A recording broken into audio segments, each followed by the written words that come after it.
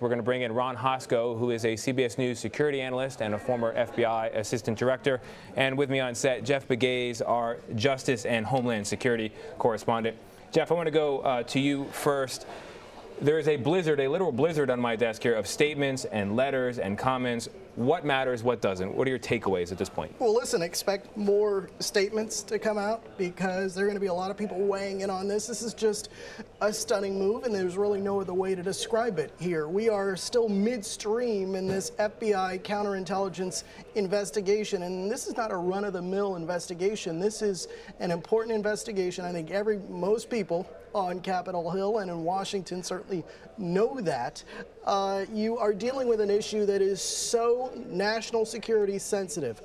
Whether the Russians meddled in the election, there are 17 intelligence agencies who are saying, well, yes, that happened. So the next important question is, was there Trump campaign representative coordination with Russian operatives or Russian officials? And so to change the person who is leading that investigation right now, James Comey, it is the timing that a lot of people will question, and that's why you will get more statements. In President Trump's letter to former FBI Director James Comey, he is at pains to somewhat awkwardly assert that Comey told him, apparently on 3 occasions, that Trump himself is not under investigation. Is that a persuasive sentence in that letter? No, I mean, there will be questions for Sean Spicer tomorrow.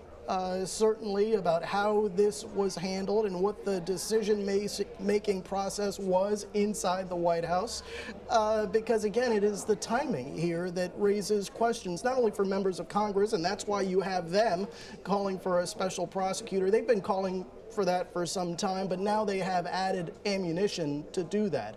And so there will be questions for Sean Spicer and other White House officials about what was the thinking behind this move. It seems abrupt, but we'll just have to see what the White House says. We're getting some reporting here that Dana Bente might be the replacement for Comey in the interim. Is that what you're hearing as well? Well, that is a name that has bounced around this administration over the last 100 or so days. You may be familiar with that name because after Sally Yates was fired, Dana Bente, who was with the Eastern District of Virginia, came in and took over temporarily. And so that is a name that is being floated.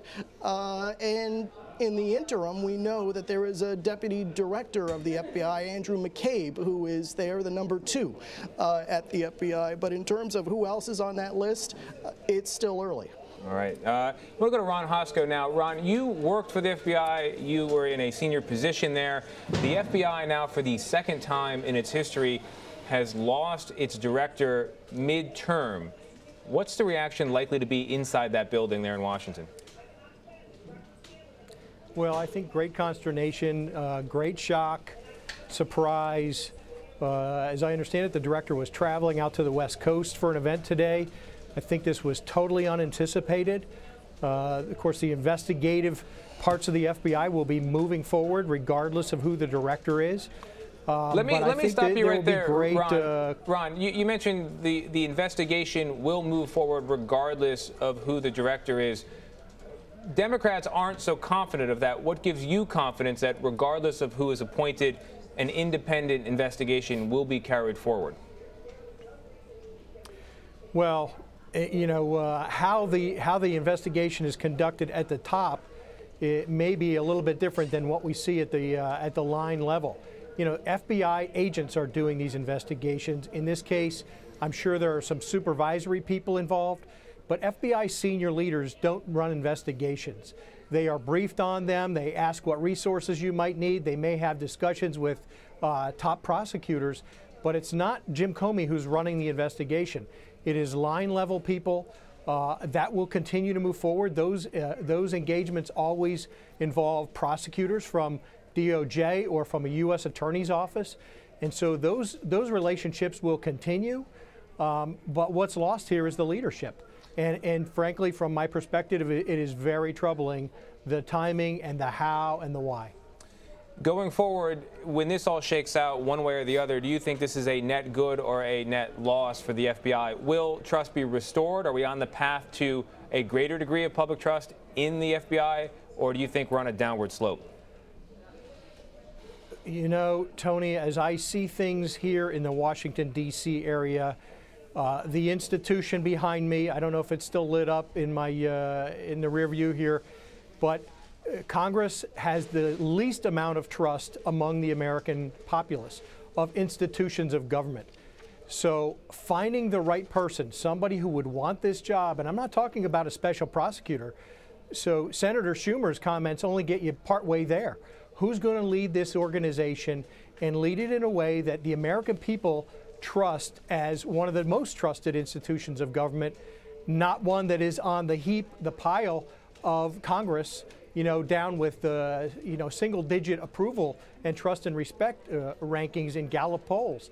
So I think that's the concern. How does this Congress look at the example of Senator Blumenthal, Schumer, or any number of others who have flip-flopped on their trust and respect for Jim Comey in the last 9 months? How do you reconcile that? And how do you get them to come around a candidate for the FBI director position that they can agree this is the right person at the right time? I hope they can. I hope they can. I'm not supremely confident in it. Jeff, looking ahead, we're now 3 hours into this news. Tomorrow is another day. What are you looking for in terms of advancing this story? What should people be watching for in the headlines?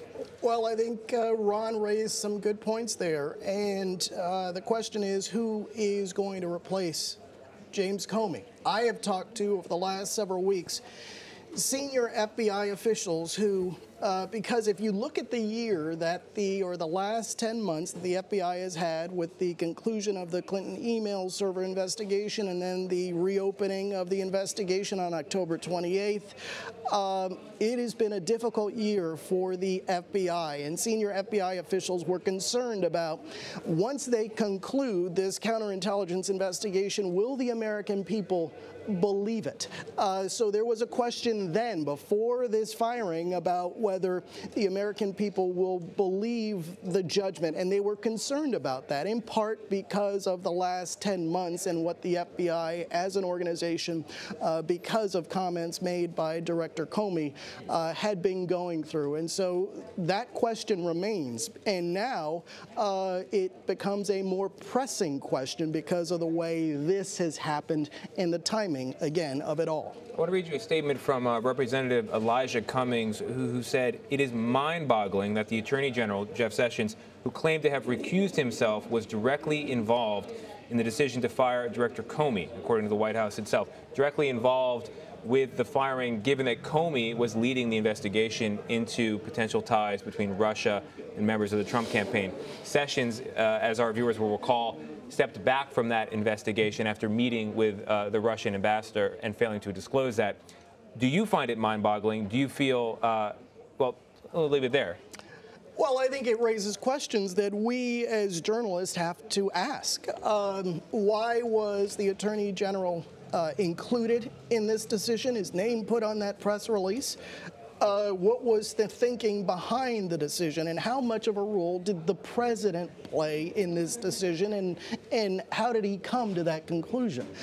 So the fact that Jeff Sessions' name is on that statement raises more questions.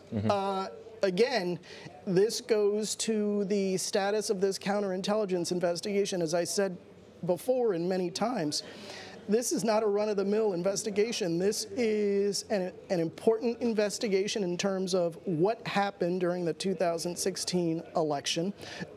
Multiple U.S. officials have acknowledged that. In testimony yesterday, former Director of National Intelligence James Clapper acknowledged that when he talked about future elections and this idea, he says that the Russians probably now feel emboldened because of what they were able to do. And so he felt, Clapper did, that this is a threat that should be confronted. And so this is an important national security investigation. And that's why all of these questions, including what went into this decision making and why it happened now, are important. All right, Jeff Pegues, I hope you didn't have plans in the days ahead because you're going to be busy. Thank you very much. And Ron Hosko for us in Washington. Gentlemen, thank you very much. Much more on FBI Director James Comey's firing after a quick break. You're watching CBSN.